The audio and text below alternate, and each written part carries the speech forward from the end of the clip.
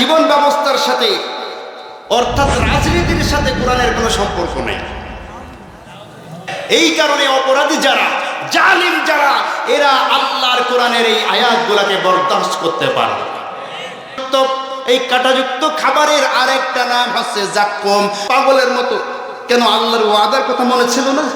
আল্লাহ ওয়াদা করেছে না, ভালো কাজ করবা জান্নাতে যাবা, মন্দ কাজ করবা জাহান্নামে আসবা। ঐক্যবদ্ধ ছাড়া কোনো জিনিস কখনো সংগঠিত হতে পারে না।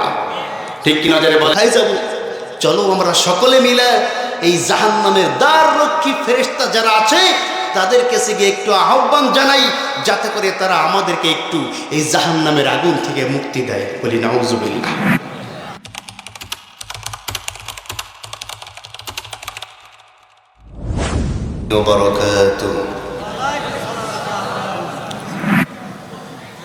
إن الحمد لله الأكرم الذي خلق الإنسان وكرم وعلمه من البيان ما لم يعلم فسبحان الذي لا يحصى امتنانه باللسان ولا بالقلم نشهد أن لا إله إلا الله وحده لا شريك له ونشهد أن سيدنا وحبيبنا ومولانا محمدا عبده ورسوله الذي أرسله بالحق بشيرا ونذيرا وداعيا إلى الله بإذنه وسراجا وقمرا منيرا فقد قال الله تعالى في كلامه المجيد وفرقانه الحميد أعوذ بالله من الشيطان الرجيم بسم الله الرحمن الرحيم واقترب الوعد الحق فإذا هي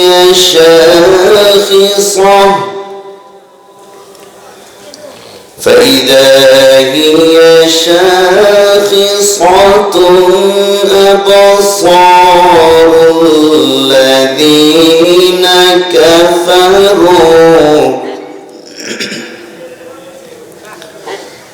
يا ويلنا قد كنا في غفلة من هذا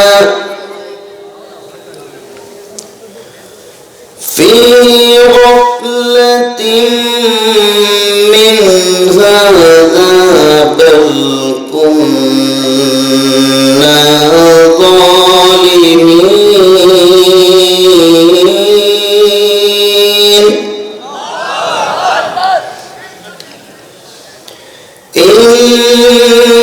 إنكم وما تعبدون من دون الله حصب جهنم أنتم لها واردون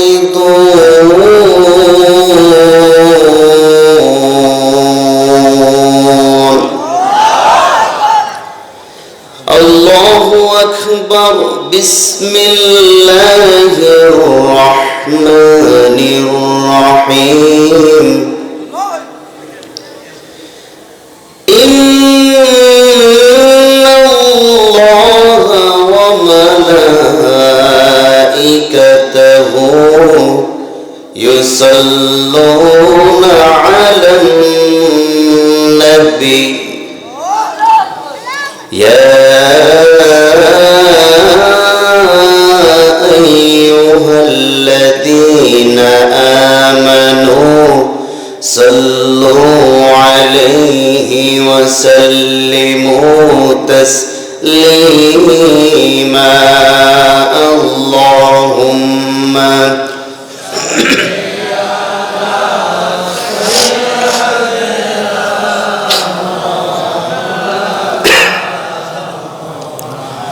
وعلى آل سيدنا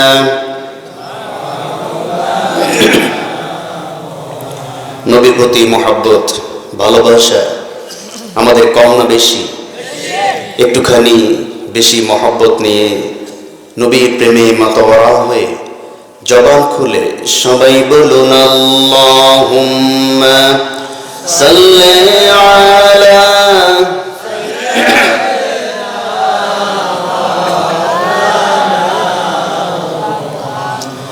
وعلى آل سيدنا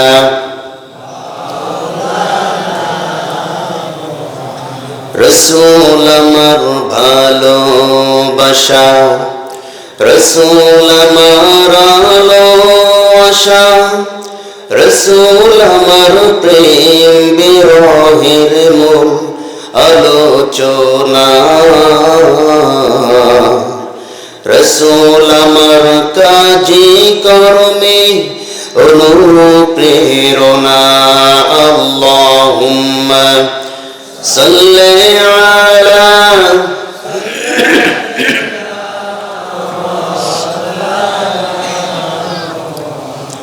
وعلى آل سيدنا মোহাম্মদ একটি নামে এত প্রেমের ঢল মোহাম্মদ একটি নামে এত প্রেমের ঢল জগৎ জুড়ে ভালোবাসা জগৎ জুড়ে ভালোবাসা অবাক কোলাহল মোহাম্মদ একটি নামে এত প্রেমের ঢল আল্লাহুম্মা সাল্লি আলা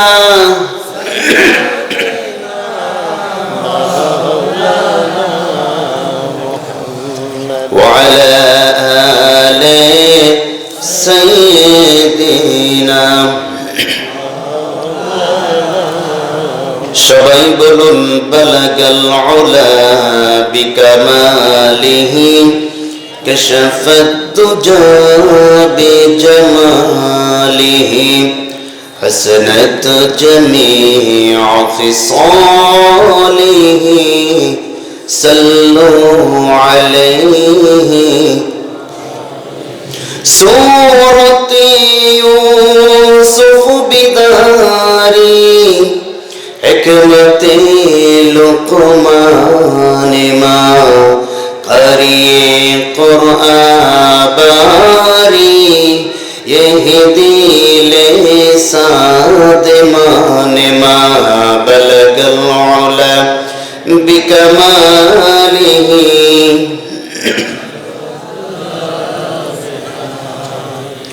حسنت جميع خصاله صلوا عليه আলহামদুলিল্লাহ ঐতিহ্যবাহী সিরাজগঞ্জ জেলার মুশিপুর জয় মসজিদ এর উন্নতি কল্পে আয়োজিত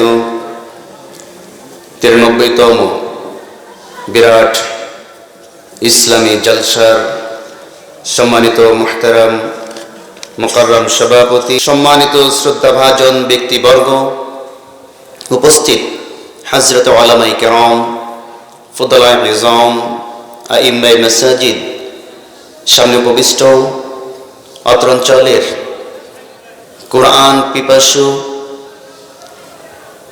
ইলম পিপাসু আমার শ্রদ্ধাভাজন পিতৃতুল্য মুরব্বী বাবাজিগণ, সমবয়সী যুবক ভাইরা, স্নেহের কচি কাচারা, পর্দার মধ্যে অবস্থানরতা আম্মাজান খাদিজাতুল কুবরা রাদিয়াল্লাহু তাআলা আনহার উত্তরসূরি আমার সম্মানিতা মা এবং বোনেরা, আল্লাহ সুবহানাহু ওয়া তাআলার মহান দরবারে হাজারো লাখ কোটি শুকরিয়া জ্ঞাপন করছি, যিনি আমাদেরকে অত্যন্ত মহব্বত করে এবং ভালোবেসে আরামের ঘুমকে হারাম করে, শীতকে উপেক্ষা করে, আল্লাহর মহব্বতে, রসুলের মহব্বতে, কোরআনকে ভালোবেসে কোরআনের মজলিস তথা জান্নাতের বাগানে সুন্দর পরিবেশে উপস্থিত হওয়া তৌফিক এনায়েত করেছেন। সে মহান আলিশান দরবারে আমরা শুকরিয়াতান সকলেই পড়ছি আলহামদুলিল্লাহ। আরো জোরে বলুন আলহামদুলিল্লাহ। সবাই বলুন রব্বানা লাকাল হামদ হামদান কাসীরান তাইয়িবান মুবারাকান ফীহি ইয়া রাব্বি লাকাল হামদু কামা ইয়ানবাগি লিজালালি ওয়াজহিকা ওয়া আযীমি সুলতানিক। দরুদ ও সালাম নাজিল হোক সে মহান মানবতার মুক্তির দিশারি, মানবতার মুক্তির দূত, যার মাধ্যমে আমরা কোরআন এবং সুন্নাহর সহিহ ইলম, সহিহ বুঝ জানতে, বুঝতে এবং শিখতে পেরেছি। আমরা পড়ছি আল্লাহুম্মা সাল্লি আলাইহি আল্লাহুম্মা বারিক আলাইহি। প্রাণ প্রিয় সিরাজগঞ্জবাসী, আপনারা সকলে কেমন আছেন? আলহামদুলিল্লাহ। আল্লাহ পাক রব্বুল আলামিন আমাকেও সুস্থ রেখেছেন, ভালো রেখেছেন, বলি আলহামদুলিল্লাহ। এরপরেও আমরা যে অবস্থাতেই থাকি না কেন, সর্বাবস্থায় আমরা শুকরিয়া আদায় করবো কার? আসতে বলবেন না কার? কারণ ইমানদার সর্বাবস্থায় আলহামদুলিল্লাহ বলবে, ঠিক কিনা? ইমানদার যদি শান্তিতে থাকে, এই শান্তিতে থাকাটা আল্লাহর নিয়ামত, ঠিক কিনা? ইমানদার যদি অশান্তিতে থাকে, ওটাও আল্লাহর নিয়ামত। ইমানদার যদি সুস্থ থাকে, সুস্থতা কার নিয়ামত? ইমানদার যদি অসুস্থতা হয়, সেটাও আল্লাহর নিয়ামত। এজন্য আমরা যে অবস্থাতেই থাকি না কেন, সর্বাবস্থায় শুকরিয়া আদায় করবো কার?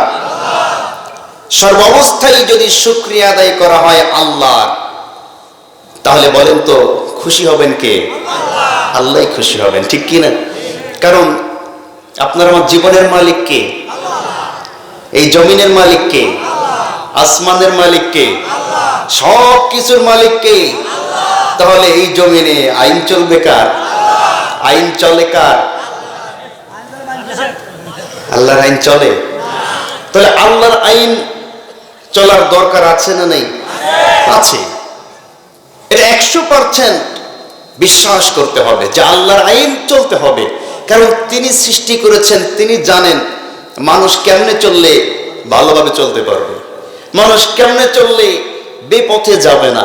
এটা আল্লাহর চেয়ে ভালো আর কেউ জানেন না। এই কারণে আল্লাহ নিজেই বলেছেন আলা লাহুল খালকু ওয়াল আমরু, সৃষ্টি করেছেন যিনি, আইন চলবে তার, ঠিক কিনা? এখন আমাদের অবস্থাটা কি হয়েছে? আমাদের অবস্থাটা উল্টা হয়ে গিয়েছে, ঠিক কিনা? গাড়ি যখন উল্টা দিকে বেশি চলার চেষ্টা করে, বলেন তো উল্টা দিকে কি বেশিক্ষণ চলা যায়? বেশিক্ষণ চলতে পারবে? গাড়ি যখন সোজা দিকে চলবে তখন কিন্তু সে মোটামুটি গন্তব্যে পৌঁছাইতে পারবে, ঠিক কিনা?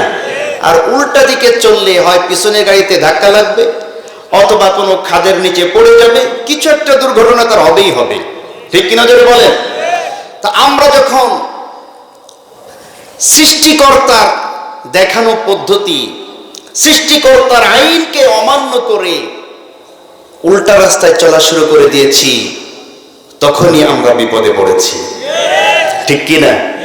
সামনে কি এমন আরো বিপদে পড়তে চান নাকি সোজা রাস্তায় চলে গন্তব্যের সঠিক স্থানে পৌঁছাইতে চান? কোনটা চান?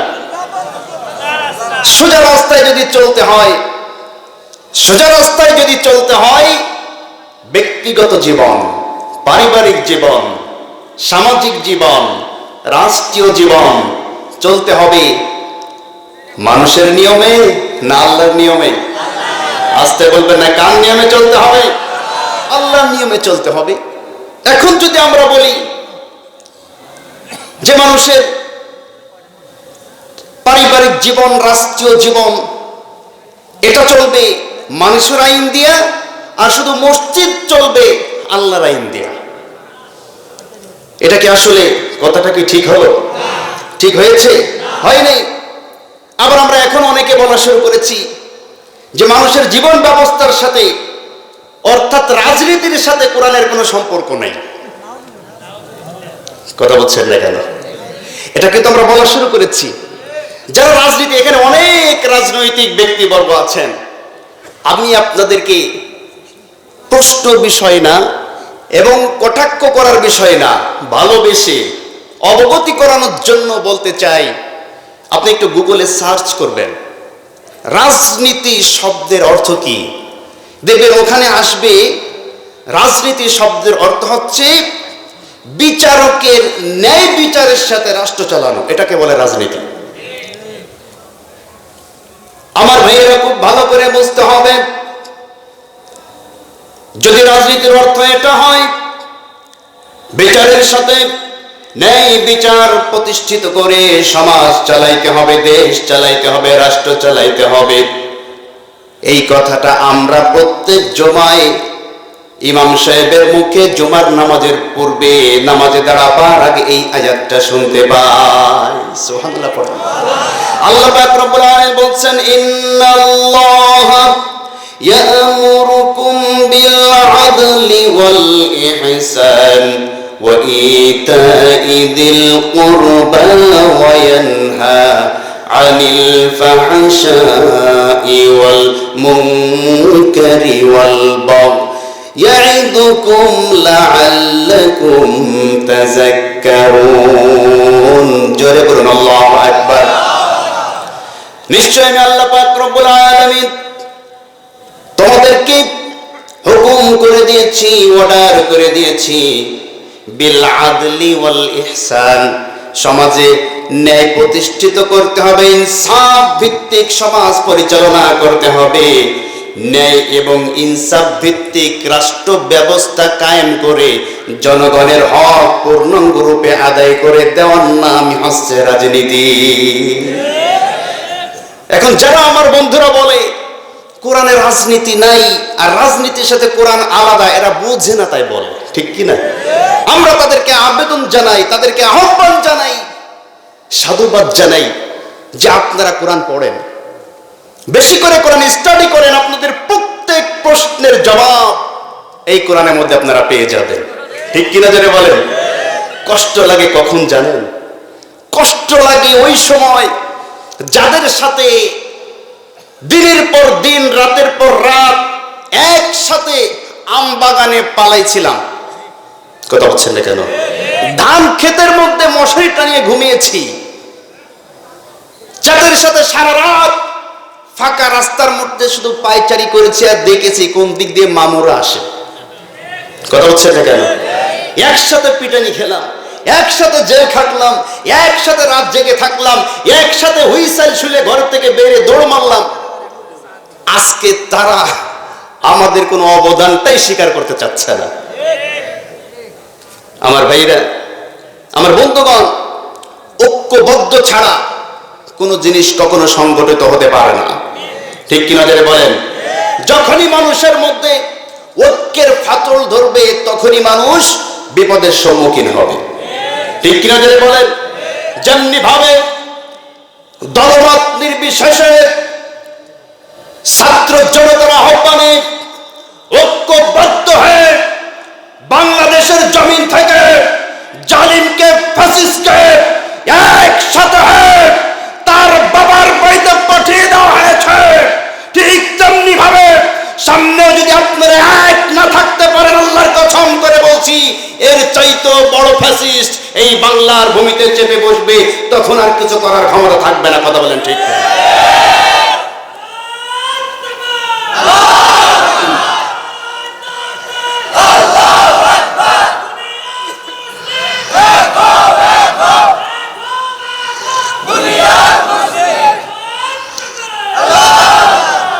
সম্মানিত ভাইরা, আপনারা কেউ এটাকে পলিটিক্সের দিকে নিয়ে যাবেন না।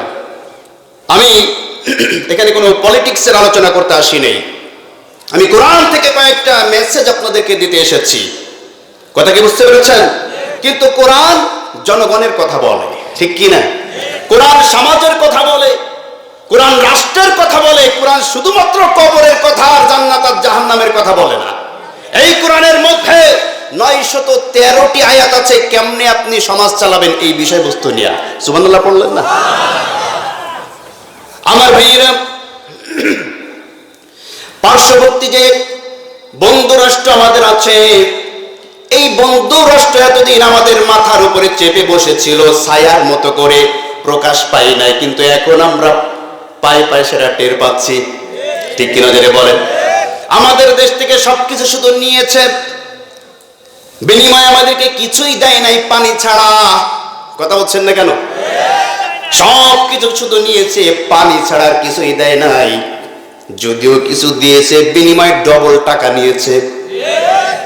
এই যে খেতে খেতে 17 বছর জিহ্বাটা লম্বা হয়ে গিয়েছে, এখন যখন খাওয়া বন্ধ হয়ে যাচ্ছে, তারা বিভিন্ন ভাবে আমাদের দিকে চোখ রাঙায়, আমাদেরকে উস্কানিমূলক কথাবার্তা বলে, অস্ত্রের ভয় দেখায়। কথা বলছেন না কেন? আমার ভাইরা খুব ভালো করে বুঝতে হবে, আমরা কি ভয় পেয়েছি নাকি? এদের অস্ত্র থেকে ভয় পেয়েছেন? তাদের জনগণ থেকে ভয় পেয়েছেন? তারা মনে করেছে মুসলমানরা জনগণ থেকে ভয়ে লেজ গুটিয়ে পালাবে। এরা তো জানে না মুসলমান সংখ্যা থেকে লড়াই করে না, মুসলমান লড়াই করে ইমানের শক্তি দিয়ে। কথা বলেন ঠিক কিনা?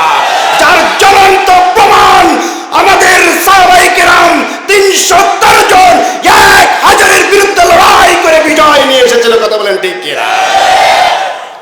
তোরা মুতখোরের দল, তোরা মুসলমানদের ইমান সম্বন্ধে তোদের কি ধারণা আছে? আমাদের চেতনা হচ্ছে বদরের চেতনা। ঠিক কিনা বলেন? আমাদের চেতনা ওহদের চেতনা, খন্দকের চেতনা, মুতার চেতনা। আমরা রাসূলুল্লাহর চেতনার অধিকারী। ঠিক কিনা জেনে বলেন? আমাদেরকে অস্ত্রের ভয় দেখায় লাভ নাই। সুতরাং আমরা তাদেরকে জানিয়ে দিতে চাই, যদি বুকে সাহস থাকে, পিছন থেকে দৌড়াদৌড়ি না করে, উস্কানি ফুস্কানি না করে তোমরা লড়াই আমাদের সাথে আসো। আমরা রাসূলের ভবিষ্যৎবাণী জানি, আল্লাহ রাসূল ভবিষ্যৎবাণী করেই দিয়েছেন, গাজওয়ায়ে হিন্দ সংগঠিত হবে, পূর্ব দিক থেকে সংগঠিত হবে, বিজয় আমাদেরই হবে ইনশাআল্লাহ। কোনো ভয় আছে? কোনো শঙ্কা আছে? কোনো ডঙ্কা আছে? কোনো ভয় পাবেন না। যেখানেই দেখবেন সন্ত্রাসী কর্মকাণ্ড, সেখানেই ঐক্যবদ্ধ হয়ে প্রতিবাদ করবেন। কোনো সন্ত্রাসীর কোনো দল হয় না। কথা বলছেন না কেন? কোনো চাঁদাবাজের কোনো দল হয় না, কোনো লুটতরাজের কোনো দল হয় না। যেখানে চাঁদাবাজ দেখবেন, লুটতরাজ দেখবেন, যেখানে অন্যায় দেখবেন, কে কোন দল করে দেখার দরকার নাই।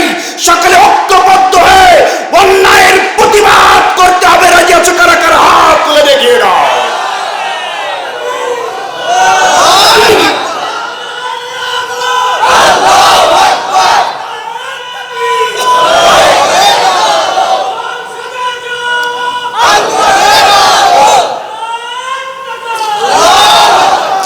আল্লাহ কবুল করুন, বলেন আমিন।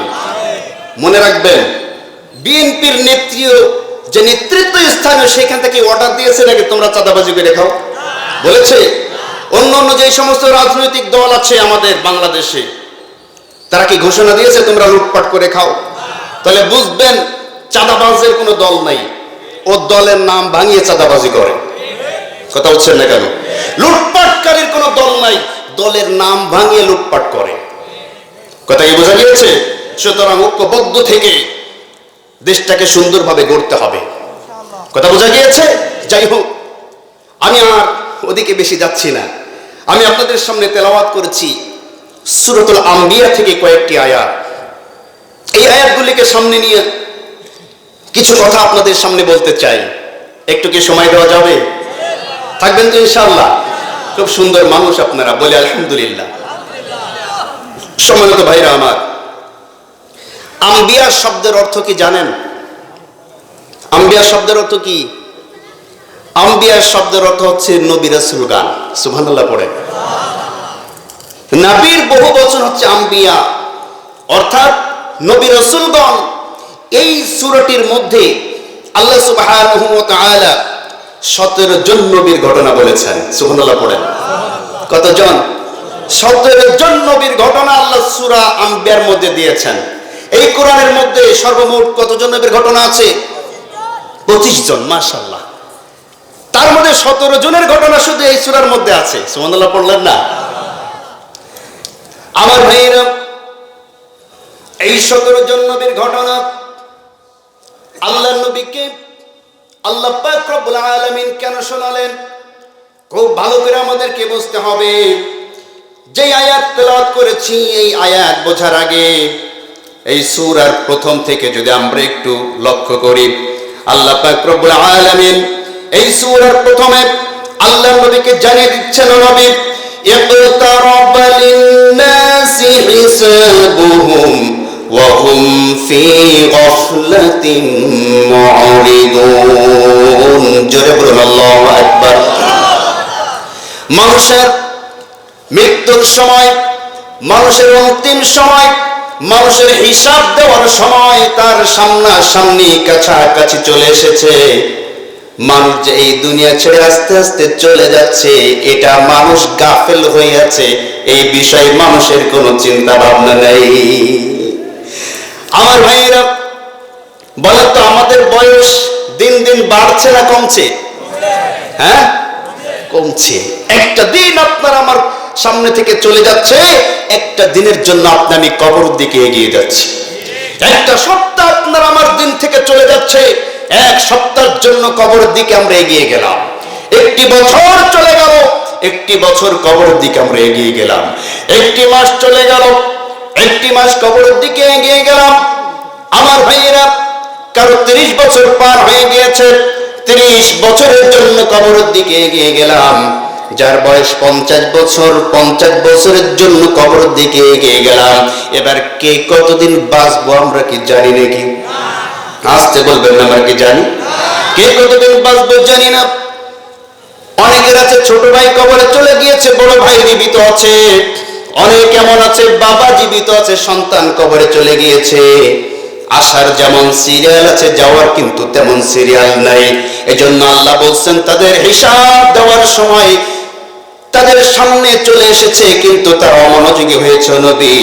সুতরাং তুমি একটু তোমার বান্দাদেরকে, তোমার উম্মতদেরকে হিসাবের কথা স্মরণ করিয়ে দিয়া তাদেরকে তুমি জানায় দাও, ইকরা কিতাবাকা কাফা বিনাফসিকাল ইয়াউমা আলাইকা হাসিবা। জোরে বলুন আল্লাহু আকবার। কিয়ামতের ময়দানে যখন তুমি উঠবে, তখন তোমার নিজের হিসাব তোমার নিজেকে দিতে হবে। নিজের হিসাব যখন তুমি নিজে দেওয়া শুরু করে দিবে, নিজের হিসাবটা সুন্দর করে দিতে পারবে কেবলমাত্র তারা যারা পৃথিবীর বুকে হিসাব সম্বন্ধে যাদের জ্ঞান ছিল। সুবহানাল্লাহ। আপনাকে আমাকে যে হিসাব দিতে হবে আল্লাহর দরবারে, এই কথা কি বিশ্বাস করেন? কারা কারা বিশ্বাস করেন? হাত উঁচু করেন। আল্লাহ কবুল করুন না। আমি হাত নামান। আমার ভাইরা, কঠিন কিয়ামতের ময়দানে আল্লাহ পাক রব্বুল আলামিন আমাদেরকে জানিয়ে দিয়েছেন সূরাতুল হাক্কার মধ্যে। কোন সূরা? সূরাতুল হাক্কার মধ্যে আল্লাহ পাক রব্বুল আলামিন বলেন, ফাআম্মা মান উতিয়া কিতাবাহু বিয়ামিনিহি ফায়াকুলু হাউমুকরু কিতাবিয়া ইন্নী যানানতু আন্নী মুলাকিন হিসাবিয়া ফাহুয়া ফি ঈশাতির রাদিয়া। জোরে বলুন আল্লাহু আকবার। কঠিন কিয়ামতের ময়দানে যে সমস্ত বান্দার আমলনামা কি তাদের ডান হাতে দেওয়া হবে, আমলনামাগুলো ভালো হয়ে যাবে। সে আমলনামাটি পেয়ে খুশিতে আনন্দিত হয়ে মানুষকে ডেকে ডেকে দেখাবে, দেখো আমার আমলনামাটা কত সুন্দর। সুবহানাল্লাহ বলেন। এবার তাকে বলা হবে, তোমার আমলনামাটা এত সুন্দর কেমনে হলো আমাদেরকে একটু বলো। তখন যাদের আমলনামা খারাপ হবে তারা আফসোস করে তাকে বলবে, আরে আমাদের আমলনামাটা এত ভালো নয়, আমাদের আমলনামায় এত ভুল আছে, তোমার আমলনামাটা এত সুন্দর কেমনে হলো যদি একটু বলতে। তখন সে ব্যক্তি উত্তর দিবে, ইন্নী যনানতু আন্নী মুলাকিন হিসাবিয়া, কঠিন কিয়ামতে হিসাব দিতে হবে এটা আমি দুনিয়া থেকে জানতাম, এই কারণে দুনিয়ায় থাকা অবস্থাতেই আমি আমার হিসাব কিতাব নিজের রিপোর্টের মাধ্যমে রেখে দিতাম। সুবহানাল্লাহ। নিজের হিসাব, প্রত্যেক দিনের হিসাব প্রতিদিন আমি রেখে দিতাম। সুবহানাল্লাহ বললেন না? যখন রাত্রবেলায় ঘুমাইতে যেতাম, রাত্রবেলায় ঘুমাইতে যাওয়ার সময় চক্ষু বন্ধ করে চিন্তা করতাম সকালবেলায় উঠে কোরআন তেলাওয়াত করেছি কিনা, কয়টি হাদিস আমি পাঠ করেছি, এরপরে নামাজ 5 ওয়াক্ত পড়েছি না 4 ওয়াক্ত পড়েছি, কয় ওয়াক্ত জামাতে পড়েছি আর কয় ওয়াক্ত জামাতে হয় নাই। আমার ভাইয়েরা, কয়েকজন ব্যক্তিকে দিনের দাওয়াত দিয়েছি, দাওয়াতি কাজ কয়েকজনের সাথে করেছি, আমার মতো যারা দিনের দাওয়াতি কাজ করে তাদের কয়েকজনের সাথে পরামর্শ করেছি। আমার ভাইয়েরা, নিজের পরিবারকে দাওয়াত দিয়েছি কিনা, সামাজিক কাজ, মানুষকে জনকল্যাণমূলক কাজের জন্য কয়েকজনকে আহ্বান জানিয়েছি, কি কি কাজ করেছি, দিনে কয়টা মিথ্যা বলেছি, কয়টা সত্য কথা বলেছি, আত্মসমালোচনা করার পরে এরপরে রাত্রবেলায় যখন আপনি ঘুমাইতে যাবেন আপনার নিজের হিসাবটা কিন্তু নিজেই আপনি বুঝতে পারবেন, আপনি জান্নাতি মানুষ নাকি জাহান্নামী মানুষ, কথা বলেন ঠিক কিনা? আমার বাইরে ব্যক্তি সেই উত্তরটাই দিবে, ইন্নী যনানতু আন্নী মুলাকিন হিসাবিয়া, কঠিন কিয়ামতের ময়দানে আল্লাহর সামনে দাঁড়াইতে হবে এটা আমি বিশ্বাস করতাম, জানতাম, এই কারণে দুনিয়ায় থাকতেই আমি এই হিসাবটাকে আগে সংরক্ষণ করে রেখেছি। সুবহানাল্লাহ। আমার ভাইরা, এজন্য আল্লাহর নবী সাল্লাল্লাহু আলাইহি ওয়াসাল্লামকে আল্লাহ পাক মনে করিয়ে দিচ্ছেন, ও নবী তোমার উম্মতদেরকে একটু বলো না, তারা যাতে হিসাব থেকে গাফেল না হয়, অন্তত দৈনিক একবার নিজের হিসাবটা নিজে একটু মিলায়, নিজের চিন্তাটা নিজে একটু করে আত্মসমালোচনা করে, সে ভালো কাজ করছে না মন্দ কাজ করছে, ভালো পক্ষে আছে না মন্দ পক্ষে আছে, ভালো নেতার পিছনে স্লোগান দিচ্ছে নাকি চোরকে বলছে তোমার নেতা আমার নেতা সাতা মাতা, কথা বলছেন না কেন? কোন ব্যক্তি যদি জেনে শুনে, আল্লাহর কসম করে বলছি, আল্লাহর নবী বলেন, যদি কোনো ব্যক্তি জানে যে ব্যক্তি জালিম, যদি কোনো ব্যক্তি জানে যে ব্যক্তি ফাসিক, যদি কোনো ব্যক্তি জানে যে ব্যক্তি মিথ্যাবাদী, জানার পরেও তার পক্ষে মিথ্যা স্লোগান দেয়, আল্লাহর নবী সাল্লাল্লাহু আলাইহি ওয়াসাল্লাম বলেন সে ব্যক্তি আমি মুহাম্মাদের অন্তর্ভুক্ত নয়। বলি নাউজুবিল্লাহ। এবার বলেন তো আপনি, আমি যেই নেতার পক্ষে স্লোগান দেই এই নেতা কি মিথ্যা কথা বলে? আস্তে বলছেন কেন? বলে। একটু লজ্জা করছে না যে আমার নেতা মিথ্যা বলে, আমি জানি, এরপরও সেই নেতাকে নেতা মানি? কথা বলছেন না কেন? আরে আপনার আমার নেতা তো হবে রাসূলুল্লাহ চরিত্রের অধিকারী, ঠিক কি না? আপনার আমার নেতা হবে কি চরিত্রের অধিকারী? রাসূলুল্লাহ চরিত্রের অধিকারী নেতাকে আমরা নেতা মানি, যেই রাসূল জীবনে কখনো কোনোদিন ঠাট্টা করে মস্কারা করেও মিথ্যা কথা বলেন নাই। সুবহানাল্লাহ। আমরা সেই রাসূলকে নেতা মানি। আমাদের নেতা কিয়ামত যেখানে থাকবে আমরাও সেইখানে থাকবো। আর আবু জেহেল মার্কা নেতাকে তুমি নেতা মেনেছো, আবু জেহেল যেখানে থাকবে তোমাকেও আল্লাহর কসম সেইখানেই থাকতে হবে, ঠিক কি না? এজন্য এই দুনিয়াতে আপনি যার সাথে চলবেন, যাকে মহব্বত করবেন, যাকে ভালোবাসবেন, যেই দলের পক্ষে থাকবেন, কঠিন কিয়ামতের ময়দানে ওই দলের সাথে ওইখানেই থাকতে হবে। এজন্য নেতা নির্বাচন করার সময়, সঙ্গী বন্ধু নির্বাচন করার সময়, দল নির্বাচন করার সময় চিন্তা ভাবনা করে বুঝে শুনে জাহান্নামে যতটুকু পড়তে পারবেন অতটুকু খারাপ মানুষের সাথে সঙ্গ দিবেন। কথা কি বোঝা গিয়েছে? আল্লাহ পাক রব্বুল আলামিন এরপরে বলছেন, নবী তোমার উম্মতদেরকে তুমি একটু জানায় দাও, তাদের হিসাবের সময়টা সামনে চলে এসেছে। মা ইয়াতিহিম মিন যিকরিন মির রাব্বিহিম মুহদাসিন ইল্লা ইসতামাউহু ওয়া হুম ইয়ালআবুন। আল্লাহ নবী সাল্লাল্লাহু আলাইহি ওয়াসাল্লামের উপরে যখন ওহীর বাণীগুলো নাজিল হতো, কোরআন যখন নাজিল হতো, কোরআন নাজিল হওয়ার সঙ্গে সঙ্গে আবু জেহেল, আবুল আবুদ বা সাইবা এরা আল্লাহ নবীর বিরুদ্ধে চক্রান্ত করত, আল্লাহ নবীর বিরুদ্ধে তারা অ্যাকশন নিত এবং মানুষদেরকে বোঝাইতে চেত যে আল্লাহ নবী যে কথাগুলা বলছে এটা তার বানানো কথা, কোনো ওহীর বাণী নয়, এটা কবিতা অথবা কোনো ছন্দ। বলি নাউজুবিল্লাহ। এটা মুহাম্মাদের বানানো কিতাব, এটা কোনো ওহীর কথা নয়, মুহাম্মদ নিজে বানিয়েছে এই কথাগুলা। সুতরাং তোমরা মুহাম্মাদের কথা শুনো না। এরপরেও যখন নাকি কিছু মানুষ আল্লাহর নবীর আহ্বানে সাড়া দিয়া ইসলামের ছায়াতলে আসা শুরু করলো, তখন তারা চক্রান্ত শুরু করে দিল। কেমনে মুহাম্মাদের এই দাওয়াত বন্ধ করা যায়? কথা বুঝতে পারেন নাই? কেমনে মুহাম্মাদের এই দাওয়াত বন্ধ করা যায়? মানুষ দলে দলে কোরআনের ছায়াতলে চলে আসছে, কেমন করে এই কোরআনের আওয়াজগুলাকে বন্ধ করা যায়? আল্লাহ পাক বলছেন, লাহিয়াতান কুলুবুহুম ওয়া আসররুন নাজওয়াল্লাযিনা যালামু হাল হাযা ইল্লা বাশারুম মিসলুকুম আফাতাতুনা আস-সিহরা ওয়া আনতুম তুবসিরুন। জোরে বলুন আল্লাহু আকবার। লাহিয়াতান কুলুবুহুম, আল্লাহর কোরআনের কথা শোনার পরে তাদের অন্তরের মধ্যে কোরআন ঢুকতো না, বরঞ্চ বিরোধিতা করত। আর ওয়াসাররুন নাজওয়াল্লাযিনা যালামু, ওই সময়কার জালিম যারা ছিল, যারা সন্ত্রাস ছিল, যারা অপরাধী ছিল, আবু জেহেল, আবুল আবুদ বা সাইবা, এরা দারুন নাদওয়া, তাদের সংসদ ভবন, তাদের পার্লামেন্টে বসে বসে বসে পরামর্শ করত কেমনে মুহাম্মাদের এই কোরআনের আয়াতগুলা বন্ধ করা যায়, মুহাম্মাদের কোরআনের আয়োজন কেমনে বন্ধ করা যায়। সব তো আমাদের বিরুদ্ধে চলে যাচ্ছে, আমাদের নেতাদের বিরুদ্ধে চলে যাচ্ছে, আমাদের দলের বিরুদ্ধে চলে যাচ্ছে, আমাদের দেব দেবীর বিরুদ্ধে চলে যাচ্ছে।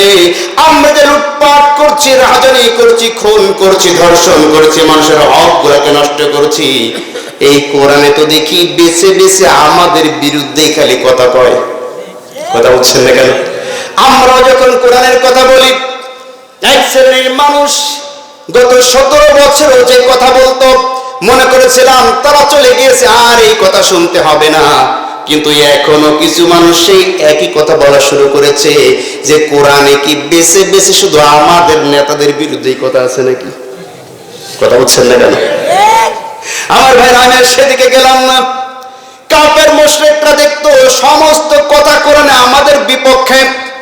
এরপরে তারা পরামর্শ করলো কেমনি মানুষকে ধোঁকা দেওয়া যায়। যাকে দেখতে একটু মুহাম্মাদের কাছাকাছি দিয়ে ঘুরে, তখন তাকে ডাকবে, এদিকে আসো, হাল হাযা ইল্লা বাশারুম মিসলুকুম, তুমি কেন মুহাম্মাদের কাছে যাও? সে বলে সে তো আল্লাহর নবী। তুমি কি দেখো না সে তো তোমাদের মতো একজন মানুষ? মা লিহাযার রাসূল, মুহাম্মদ আর কেমন রাসূল, কেমন করে রাসূল হয়? ইয়াকুলুত তাআম, সে তোমাদের মতো করে খাবার খায়। ওয়ামশি ফিল আসওয়াক, তোমরা যেই বাজার থেকে বাজার করো মুহাম্মদ সেই একই বাজার থেকে বাজার করে। সুতরাং কেমনে মুহাম্মদ নবী হয়? মুহাম্মদ যদি নবী হয় তোমরা কি দোষ করলে? বলি নাউজুবিল্লাহ। আফাতাতুনা সিহরা, তোমরা কি বুঝতে পারছো না যে মুহাম্মদ তোমাদেরকে জাদু করছে? তোমরা কি বুঝতে পারছো না মুহাম্মদ তো জাদুকর? এই যে যেই কথাগুলো তোমাদেরকে শোনায় এইগুলা জাদুর বাণী। নাউজুবিল্লাহ পড়ে। এই জাদুর বাণী শুনে তোমাদেরকে জাদু করে করে তোমাদেরকে আমাদের দল থেকে সরিয়ে নিয়ে যাচ্ছে।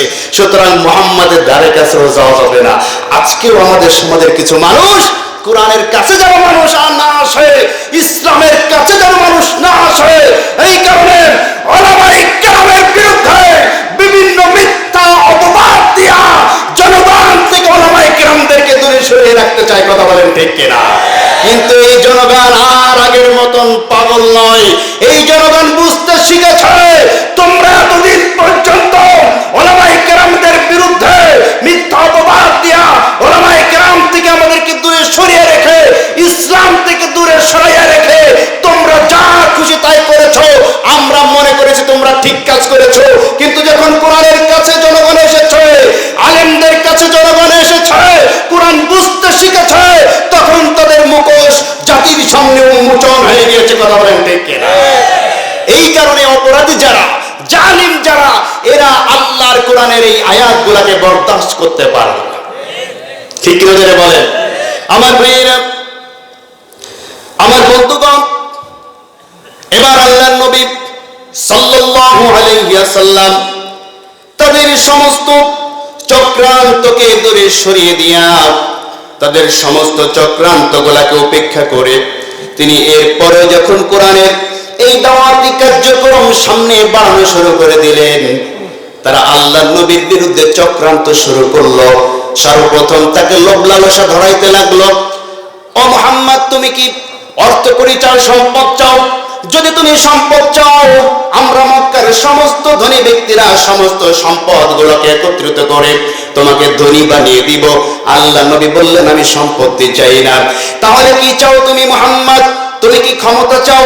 যদি তুমি ক্ষমতা চাও, যদি তুমি নেতা হতে চাও, আমরা সমস্ত নেতা মিলে তোমাকে ক্ষমতায় বসিয়ে দিব। আল্লাহ নবী বললেন, আমি মুহাম্মদ ক্ষমতা চাই না। সুবহানাল্লাহ বলেন। আমার ভাইরা, মুহাম্মদ সাল্লাল্লাহু আলাইহি ওয়াসাল্লাম যদি ক্ষমতা চেতেন, ক্ষমতা লোভী হতেন, তাহলে এর চাইতে বড় সুবর্ণ সুযোগ কি আর ছিল নাকি? আসতে বলবেন না ছিল। কিন্তু তিনি ওই সময় ক্ষমতা পাওয়ার পরেও নেন নাই। তার কারণ হচ্ছে মক্কার অলিতে গলিতে, মক্কার জমিতে জমিতে জুলুম প্রতিষ্ঠিত ছিল। প্রত্যেকটা সেক্টরে সেক্টরে জালিমরা বসেছিল, প্রত্যেকটা সেক্টরে জালিমদের অধিপতি ছিল। এই কারণে আল্লাহর নবী ক্ষমতা ওই সময় পেয়েও ক্ষমতা নেন নাই। তার কারণ আল্লাহর নবী চেয়েছিলেন আগে জঞ্জাল পরিষ্কার করতে হবে, আগে সংস্কার করতে হবে। যেই সমস্ত জালিমরা যেইখানে বসে আছে, সেই সমস্ত জালিমদেরকে আগে সেইখান থেকে সরাইতে হবে। যদি না সরানো হয়, আমি একা যদি ক্ষমতা দখল করি, তাহলে ধর্মমন্ত্রী হবে আবু জেহেল। আমি একা যদি ক্ষমতা দখল করি, স্বরাষ্ট্রমন্ত্রী হবে আবুল আহাব। আমি একা যদি ক্ষমতার মসনদে বসে পড়ি, পররাষ্ট্রমন্ত্রী হবে উতবা। আমি একা যদি ক্ষমতায় বসি, তাহলে এই রাষ্ট্রের প্রেসিডেন্ট হবে আবু সুফিয়ান। সুতরাং এই জঞ্জালের মধ্যে ক্ষমতা হাতে পেয়েও ক্ষমতায় বসা যাবে না। ঠিক কি বলেন আমার ভাইয়েরা, আমার বন্ধুগণ? এই জন্য ক্ষমতা শুধু পাইলেই হবে না, আগে দেখতে হবে এখন ক্ষমতায় গেলে রাষ্ট্র সঠিকভাবে চালানো যাবে কিনা। যদি চালানো যায়, তাহলে ক্ষমতায় বসতে হবে। চালানো যদি না যায়, জালিমরা যদি সর্ব অবস্থায় এখনো গ্রাস করে বসে থাকে, তাহলে আগে সংস্কার, এরপরে ক্ষমতা।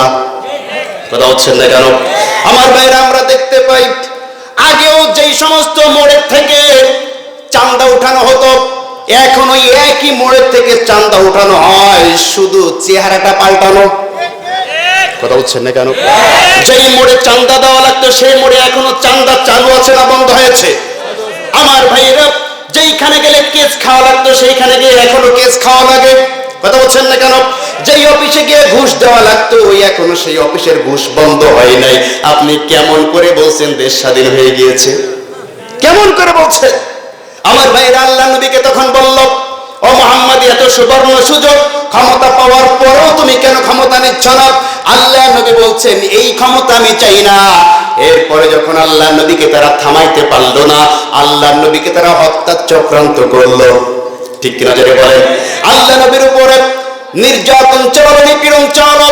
মাঝে মাঝে আল্লাহ নবীর উপরে পাথর নিক্ষেপ করা হতো, মাঝে মাঝে আল্লাহ নবী সিজদা দিলেন, আল্লাহ নবীর সিজদার উপরে উটের নাড়ি ভুঁড়ি চাপিয়ে দিয়ে আল্লাহ নবীকে হত্যার প্রচেষ্টা চালানো হতো। এভাবে করে নির্যাতন চললে আল্লাহ নবীর মনটা খারাপ হয়ে যায়। আল্লাহ নবীকে আল্লাহ পাক সান্ত্বনা দেওয়ার জন্য সূরাতুল আম্বিয়া নাযিল করে 17 জন নবীর ঘটনা উল্লেখ করে আল্লাহ পাক বলছেন, ইয়া হাসরাতান আলাল ইবাদি মা ইয়াতিহিম মির রাসূলিন ইল্লা কানু বিহি ইস্তাহজিউন। জয় বলুন আল্লাহু আকবার। এই পৃথিবীর বুকে এমন কোন নবী আসে নাই, এমন কোন রাসূল আসে নাই যেই নবীকে যেই রাসূলকে তার জাতির লোকেরা কষ্ট দেয় নাই, এমন কোন নির্যাতন নাই, অপবাদ নাই, তাদের নবীর উপরে তারা মিথ্যা অপবাদ দেয় নাই। বলি নাউযুবিল্লাহ। ও নবী, সুতরাং তাদের জন্য যে অবস্থা হয়েছে, তাদেরকেও তাদের জাতি যেমনি মিথ্যা প্রতিপন্ন করেছে, তাদেরকেও তাদের জাতি যেমনি ভাবে গালিগালাজ করেছে, নির্যাতন করেছে, নিপীড়ন করেছে, তুমিও যখন সঠিক পথে চলবে তোমার উপর নির্যাতন আসবে, বুঝবে তুমি সঠিক রাস্তায় আছো। কথা বলেন ঠিক কিনা? আমার ভাইয়েরা, আমার বন্ধুগণ, এই কথাগুলো বলার পরে এবার আল্লাহ নবীকে আল্লাহ পাক রব্বুল আলামিন বলছেন, নবী তোমার কাজ হচ্ছে দাওয়াত পৌঁছে দেওয়া, তোমার কাজ হচ্ছে দাওয়াত পৌঁছে দেওয়া, আর আমি আল্লাহর পরিকল্পনা অন্যরকম। কোন সুবহানাল্লাহ। আল্লাহ পাক বলছেন, ওয়াকতারাবাল ওয়া'দুল হাক্কু ফাইযা হিয়া শাখিসাতুল আবসারুল্লাযীনা কাফারু ইয়া ওয়াইলানা قد كنا في غفلة من هذا بل كنا ظالمين। জোরে বলুন আল্লাহু আকবার। নবী তুমি জেনে রাখবে, ওয়াকতারাবাল ওয়া'দুল হক, যখন আমার কৃত ওয়াদা তাদের সামনে প্রকাশ পেয়ে যাবে। সুবহানাল্লাহ বলেন। আল্লাহ পাক আমাদের সাথে ওয়াদা করেছেন, যদি ভালো কাজ করো তোমার জন্য জান্নাত আছে, যদি ভালো মন্দ কাজ করো, ভালো কাজ না করো, তোমার জন্য জাহান্নাম অপেক্ষা করছে, শাস্তি অপেক্ষা করছে। ঠিক কিনা যদি বলেন? আল্লাহ সে কথা বলছেন, নবী যারা নাকি তোমার দাওয়াত শুনবে না তাদের জন্য জানিয়ে দাও, ওয়াকতারাবাল ওয়া'দুল হক, আল্লাহর কৃত ওয়াদার সময় যখন তাদের সামনে ঘনিয়ে আসবে, অর্থাৎ কিয়ামত যখন সংঘটিত হয়ে যাবে, ফাইযা হিয়া শাকিসাতুন আবসার, আল্লাহর সামনে যখন অপরাধীরা দাঁড়াবে তখন তাদের দৃষ্টিটা নত হয়ে যাবে, মাথাটা নিচু হয়ে যাবে। আমার ভাইরা, এমন লাঞ্ছিত এবং অপমানিত অবস্থায়, অপতুষ্ট অবস্থায় আল্লাহর সামনে দাঁড়াবে, দাঁড়ানোর পরে চারিদিকে শুধু দেখবে আযাব আর আযাব, গজব আর গজব। বলি নাউযুবিল্লাহ। চারিদিকের আযাব এবং গজবগুলো প্রত্যক্ষ করবে। প্রত্যক্ষ করার পরে এবার নিজেরাই নিজেদেরকে ধিক্কার দিবে। আল্লাহ বলেন, তখন একে অপরকে বলবে, ইয়া ওয়াইলানা কদ কুন্না ফি গাফলাতিন মিন হাযা, হায় হায় কি কাজ করলাম, এটা কেমনে করলাম, এটা কিভাবে হলো, হায় হায় যে কথা কোরআনের মধ্যে বলা হতো আমাদের সামনে, সেই কাজই তো সংঘটিত হয়ে গেল। ইয়া ওয়াইলানা, হায় আফসোস, যেই কথাগুলো আলেমরা বলতো আজকে সেই কথাগুলো সংঘটিত হয়ে গিয়েছে। যেই কথাগুলো ওয়াজ মাহফিলে বলা হতো সেই কথাগুলো কার্যকর হয়ে গিয়েছে। যেই কথাগুলো জুমার দিন বলা হতো সেই কথাগুলো কার্যকর হয়ে গিয়েছে। কদ কুন্না ফি গাফলাতিন মিন হাযা, এই কথাগুলাই কিন্তু আমাদেরকে বলতো, কিন্তু আমরা এর থেকে মুখ ফিরিয়ে নিয়েছিলাম। ঠিক কি না? এর থেকে তো আমরা মুখ ফিরিয়ে নিয়েছি। বাল কুন্না যালিমিন, যেই জালিমদের উদাহরণ দেওয়া হতো, এখন তো দেখছি আমরাই সেই জালিম। সুবহানাল্লাহ বলেন না? জালিমরা, অপরাধী যখন অপরাধ করে সে তখন ওইটাকে অপরাধ মনে করে না। ঠিক কিনা যারা বলেন? একজন জেনাকারী যখন জেনা করে তখন তার সাথে ঈমান থাকে না। একজন চোর যখন চুরি করে তখন তার সাথে ঈমান থাকে না। কথা বলছেন না কেন? একজন খুনি যখন খুন করে তখন তার সাথে ঈমান থাকে না, ঈমান দূরে সরে যায়। ঠিক কিনা যারা বলেন?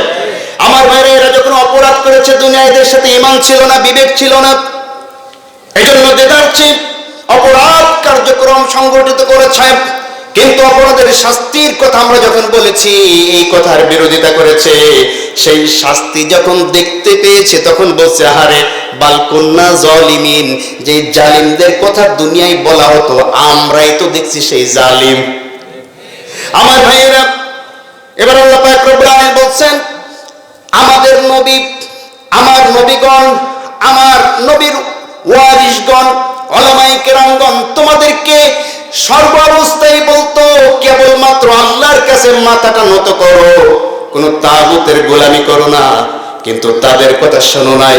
এখন কি করবে তোমরা? ইন্নাকুম ওয়া মা তা'বুদুন মিন দুনিল্লাহি হাসাবু জাহান্নাম আনতুম লাহা ওয়ারিদুন। জোরে বলুন আল্লাহু আকবার।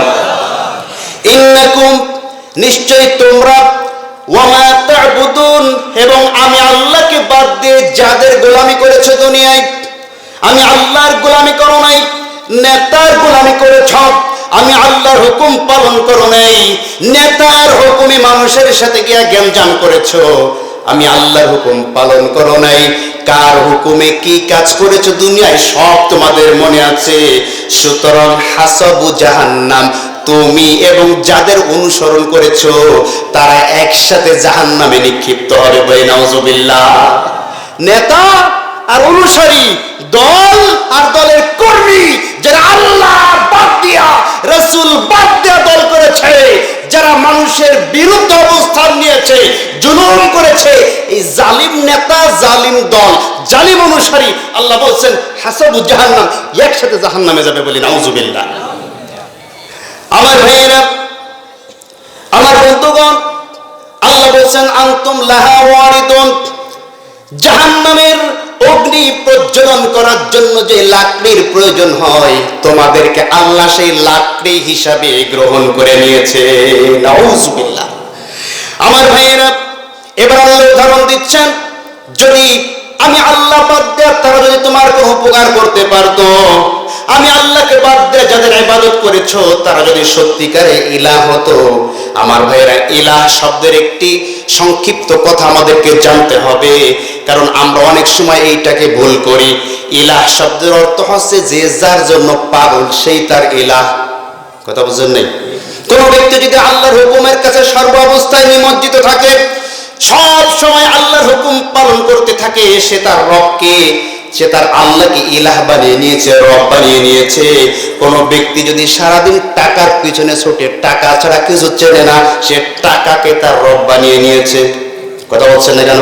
কোন ব্যক্তি যদি সারাদিন ক্ষমতার পিছনে দৌড়াদৌড়ি করে, সেই ক্ষমতাটাকে তার রব বানিয়ে নিয়েছে। কোন ব্যক্তি দিন রাত 24 ঘন্টা উঠতে বসতে শুধুমাত্র দুনিয়া দুনিয়া দুনিয়া করে পাগল হয়ে যায়, সে ব্যক্তি দুনিয়াকেই তার রব বানিয়ে নিয়েছে। আল্লাহ বলছেন লাউ কানা হাউলাই আলিহাতাম মা ওয়ারাদুহা। আমি আল্লাহর কথা না শুনে, যে নেতার কথা শুনে, যে রবের কথা শুনে, যে ওলির কথা শুনে, যার কথা শুনে আমি আল্লাহর বিরুদ্ধে অবস্থান নিয়েছো, সে যদি সত্যি তোমার ইলাহ হতো, তোমার কাঙ্ক্ষিত বন্ধু হতো, তাহলে সে ব্যক্তি আর তোমরা কখনোই একসাথে জাহান্নামে যেতে না। যদি সে তোমাদের রবই হতো, তাহলে রব কি কখনো জাহান্নামে যায়? আসতে বলবেন, রবে কি কোনো ক্ষতি হয়? বরঞ্চ রব আর ক্ষতি থেকে বাঁচাই। তোমরা কেমন রবের অনুসরণ করেছো, যে রব ক্ষতি থেকে নিজেও বাঁচতে পারে নাই, তোমাদেরকেও বাঁচাইতে পারে নাই। তোমরা এবং তোমাদের রব একসাথে জাহান্নামে নিক্ষিপ্ত হবে। বলে নাউজুবিল্লাহ। ওয়া কুল্লুম ফিহা খালিদুন, এবং তোমরা সকলেই একসাথে তার মধ্যে অবস্থান করবে। লাহুম ফিহা যাফিরু ওয়া হুম ফিহা লা ইয়াসমাউন। আমার ভাইয়েরা, আল্লাহ পাক রব্বুল আলামিন এইখানে যেই কথাটা বলেছেন, খুব মনোযোগ দিয়ে আমাদেরকে শুনতে হবে। লাহুম ফিহা যাফিরুন ওয়া লাহুম ফিহা লা ইয়াসমাউন। তারা যখন এই শাস্তির তীব্রতা উপভোগ করবে, কঠিন শাস্তি তাদেরকে নিমজ্জিত করা হবে। সর্বপ্রথম তারা শাস্তি আসার আগে শাস্তির যে আওয়াজ, এই আওয়াজ শুনতে পাবে। কি শুনতে পাবে? আওয়াজ শুনতে পাবে। আল্লাহ পাক রব্বুল আলামিন সূরা মুলকের মধ্যে একথা সুন্দর করে বলে দিয়েছেন যে মুজরিমিনরা যখন জাহান্নামের গর্জন শুনতে পাবে, তাকাদু তামাইয়াজু মিনাল গায়দ কুল্লামা উলকিয়া ফিহা ফাওজুন সালাহুম খাযানাতুহা আলাম ইয়াতিকুম নাযীর। আল্লাহু আকবার। যখন তারা জাহান্নামের কঠিন গর্জন শুনে পালানো শুরু করবে, দিক বিদিক ছোটাছুটি শুরু করবে, তখন জাহান্নামের যারা দ্বাররক্ষী, জাহান্নামের যারা পাহারাদার, তারা এই অপরাধীদেরকে ডেকে বলবে, এখন কেন জাহান্নামের ভয়ে পালাও? আলাম ইয়াতিকুম নাজির, তোমাদের সামনে কি কখনো কোনো সতর্ককারী আসে নাই? তখন তারা উত্তর দিবে, বালা, অবশ্যই এসেছিল। ফাকাজ্জাবনা, আমরা তাদের কথাকে মিথ্যা মনে করতাম। ঠিক কিনা বলেন? তারা যে জাহান্নামের কথা বলতো আমরা মানতে চেতাম না, তারা শাস্তির কথা বলতো আমরা মিথ্যা মনে করতাম। মা নাযালাল্লাহু মিন শাইইন আনতুম ইল্লা ফি দালালিন কাবীর, অবশ্যই আমরা অনেক বড় পথভ্রষ্টের মধ্যে ছিলাম, সুতরাং আমরা তো ভুল করেছি।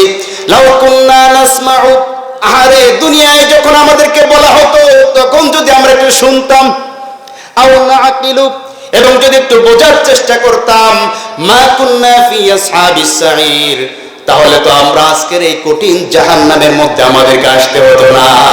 ঠিক কি না আমার ভাইয়ের? এরপরে তাদেরকে জাহান্নামের মধ্যে নিক্ষেপ করা হবে। জাহান্নামের কঠিন শাস্তির মধ্যে যখন নিক্ষেপ করা হবে, আগুন তাদের অন্তরের মধ্যে জ্বলে যাবে, অন্তরটা আগুন দিয়ে পুড়িয়ে ছাই করে দিবে।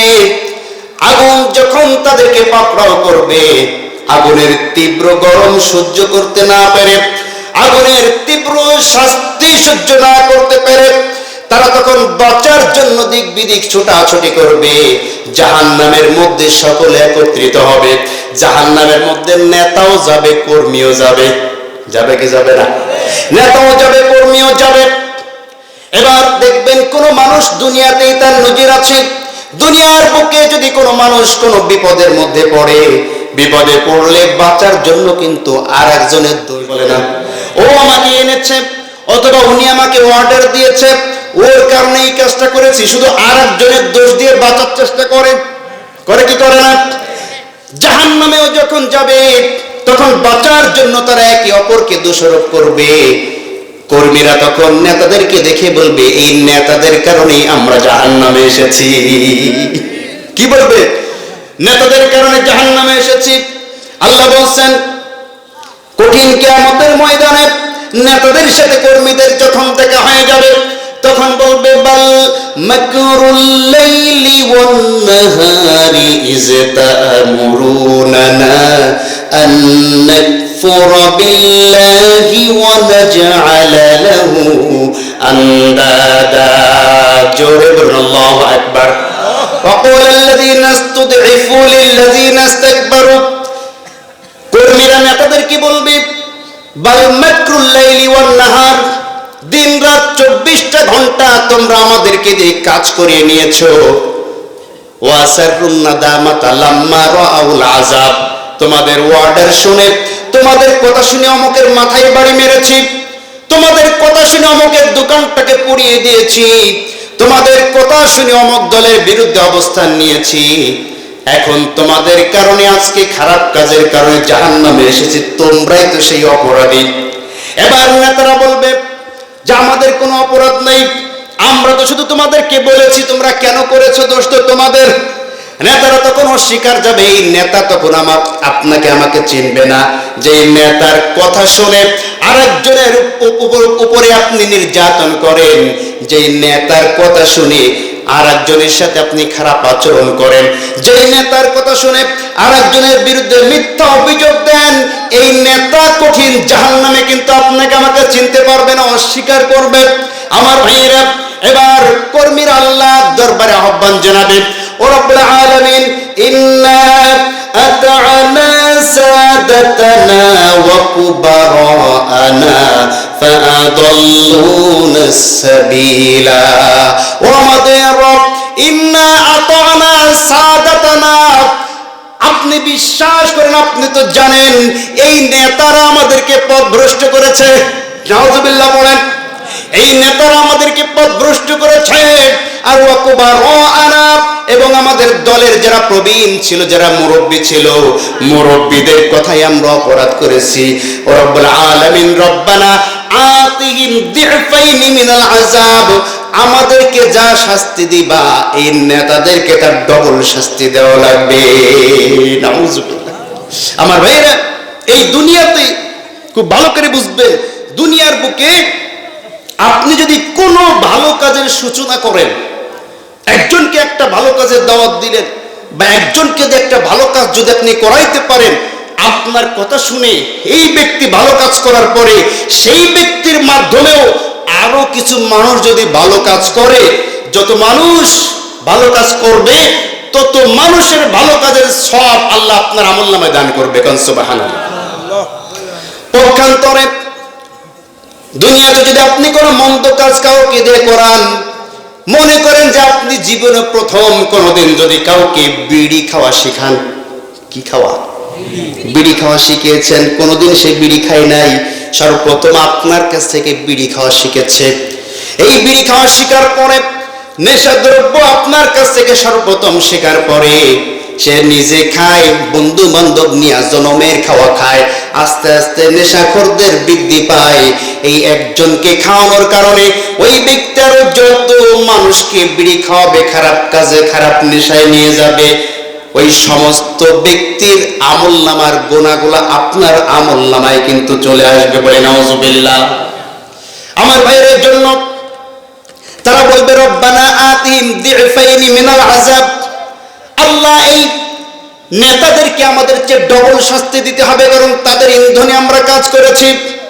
আমার ভাইয়েরা এভাবে করি, তারা যখন আল্লাহর দরবারে কাকুতি মিনতি করবে, কোথাও কোনো জায়গা পাবে না, কোথাও কোনো সাহায্যকারী পাবে না, কাউকে খুঁজে পাবে না।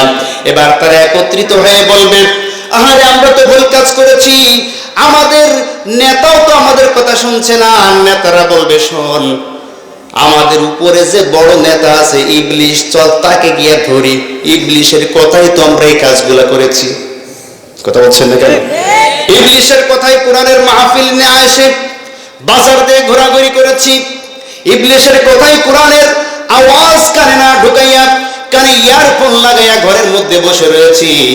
ইবলিশের কথা শুনে কোরআনের তাফসীর মাহফিলে না গিয়া বাড়ির মধ্যে বিপিএল খেলা নিয়ে ব্যস্ত থেকেছি।